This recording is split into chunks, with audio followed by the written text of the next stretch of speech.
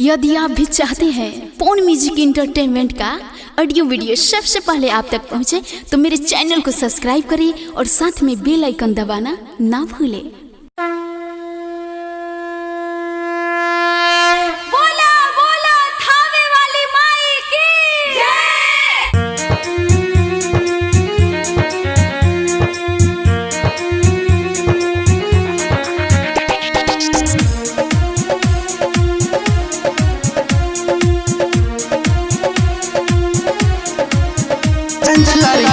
Studio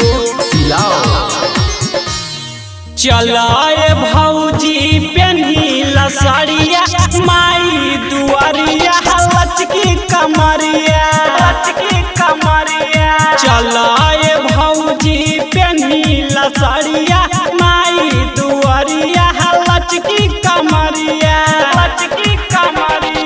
गामे से जाता हम मुखिया के गाड़ी हो गामे से जाता हम मुखिया के गाड़ी देखा न भरल बाटे डगरिया।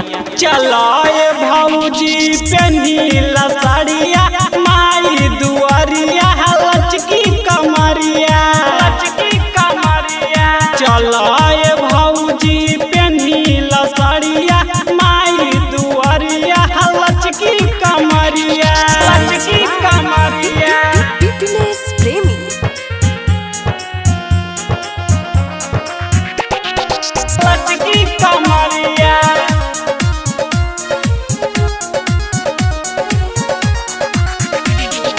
चलाए भौजी पेन्हिला साड़िया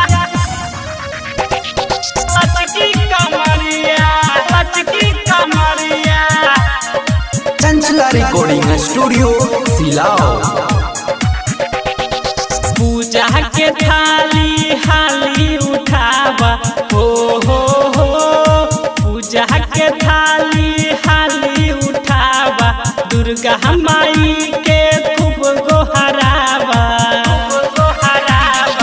करह पूजनमा शोभिया गनमा हो करह पूजनमा शोभिया गनमा खुशी के बरसी सावन पदरिया।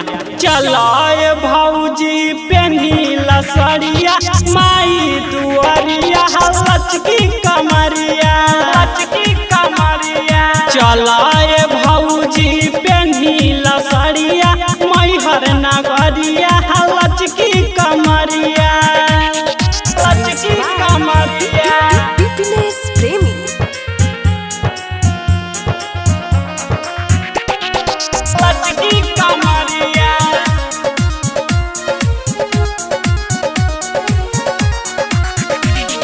चलाए भौजी पेन्हिला साड़िया मैहर नगरिया लचकी कमरिया चंचला रिकॉर्डिंग स्टूडियो सिलाओ। आइल बा भौजी पावन समैया हो आइल बा भौजी पावन समैया सब दुख हरली है मोर देवी मैया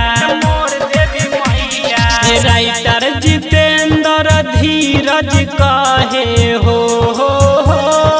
राइटर जितेंद्र धीरज कहे गणेश बनल बाटे पुजरिया।